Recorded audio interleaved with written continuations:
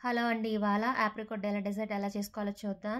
ముందుగా 10, 12 డ్రైడ్ ఆప్రికాట్స్‌ని మనం సోక్ చేసుకోవాలి. నైట్ అంతా సోక్ చేసుకోవచ్చు. లేకపోతే 2, 3 అవర్స్ అన్నా సోక్ చేసి ఉంచుకోవచ్చు.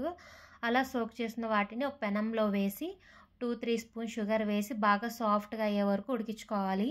లోపల ఒక సీడ్ ఉంటది. అది తీసేసి పక్కన పెట్టుకోవాలి. దాంతో మనకు ఉపయోగం కూడా ఉన్నాయి. అది తర్వాత చెప్తాను. ఆ స్టవ్ మీద ఒక గిన్నె పెట్టుకుని 1/2 లీటర్ మిల్క్ వేసుకొని మరిగించుకోవాలి. అది మరిగేలోపు మనం ఒక గిన్నె తీసుకుని 2, 3 స్పూన్స్ కస్టర్డ్ పౌడర్ వేసుకుని దాంట్లో కొంచెం పాలు వేసుకుని బాగా కలుపుకోవాలి. విస్కర్తో అయితే బబుల్స్ అనేవి లేకుండా బాగా కలుస్తుంది. అలా కలుపుకున్న తర్వాత దాన్ని పక్కన పెట్టుకోవాలి. ఇంతలోకి ఆప్రికాట్స్ కుక్ అయ్యాయో లేదో చూసుకోవాలి. మనం ప్రెస్ చేసి చూస్తే తెలిసిపోతుంది. ఆ కుక్ అయిన తర్వాత చూసారు దగ్గరకు అయిపోయింది. కుక్ అయినట్టు. కుక్ అయిన తర్వాత స్టవ్ ఆఫ్ చేసుకొని చల్లారనివ్వాలి బాగాని. పాలు మరిగినాయి కదా, మరిగిన తర్వాత 2, 3 స్పూన్స్ షుగర్ అనేది వేసుకోవాలి. వేసుకొని అది కాసేపు అలాగా మరగనివ్వాలి. మరిగిన తర్వాత మనం ముందుగా కలిపి పెట్టుకున్న కస్టర్డ్ మిల్క్ ఉంది కదా, దాన్ని వేసుకుని బిస్కర్ తోటే బాగా కలుపుకుండా ఉండాలి. అప్పుడే గట్టి పడకుండా సాఫ్ట్గానే అనేది చిక్కగా వస్తుంది మన కస్టర్డ్ మిల్క్ అనేది. ఇదంతా సిమ్లో పెట్టుకుని చేసుకోవాలి. అప్పుడు అడుగంటకుండా బాగా వస్తుంది. మనం వెనిలా ఎసెన్స్ కూడా వేసుకోవచ్చు. ఒక 1/2 స్పూన్ వెనిలా ఎసెన్స్ వేసాను. ఏ ఫ్లేవర్స్ అయినా వేసుకోవచ్చు మీ దగ్గర ఉంటేని. అది ఆప్షనే, ఉంటే వేసుకోవచ్చు లేకపోతే లేదు. మనకి ఎలా తెలుస్తుందంటే మనం తిప్పుకుంటాం కదా, అలాంటప్పుడు గట్టి మీద ఇలా గీత పెట్టి చూస్తే అది మనకి కరెక్ట్ కన్సిస్టెన్సీలో వచ్చిందో లేదో తెలుస్తుంది. అలా వచ్చిన తర్వాత స్టవ్ ఆఫ్ చేసుకోవాలి. మనం ముందుగా ఆప్రికాట్స్ని పెట్టుకున్న వాటిని పేస్ట్ చేసి పక్కన పెట్టుకోవాలి. తర్వాత ఒక బౌల్లో క్రీమ్ వేసుకుని బాగా విస్క్ చేస్తే కొంచెం చిక్కగా వస్తుంది. అప్పుడు 2, 3 స్పూన్స్ షుగర్ పౌడర్ వేసుకుని బాగా కలుపుకోవాలి. కలుపుకున్న తర్వాత అది పక్కన పెట్టుకోవాలి. మనకి స్పాంజ్ వెనిలా కేక్ కూడా దొరుకుతుంది అవుట్ సైడ్. అది తెచ్చుకొని సన్నంగా కట్ చేసుకోవాలి.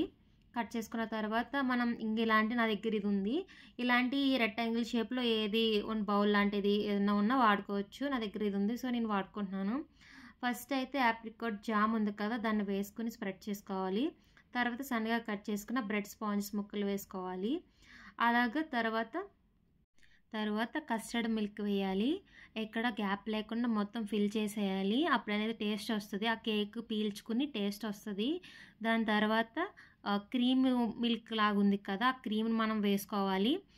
అది కూడా మొత్తం ఫుల్ అయ్యేలాగా బాగా వేసుకోవాలి.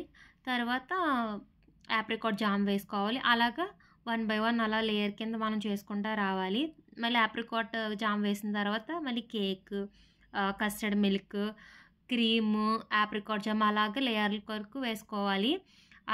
అలా వేసుకున్న తర్వాత మనకి బాదం ఉంటుంది కదా, దాన్ని పౌడర్ చేసుకుని వేసుకోవచ్చు. పిస్తా పౌడర్ వేసుకోవచ్చు.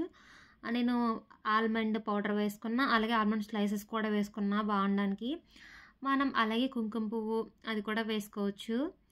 వేసుకున్న తర్వాత మనం క్లోజ్ చేసుకుని ఫ్రిడ్జ్లో 2, 3 అవర్స్ అలా పెట్టుకుని కూల్గా తింటే చాలా టేస్టీగా ఉంటుంది.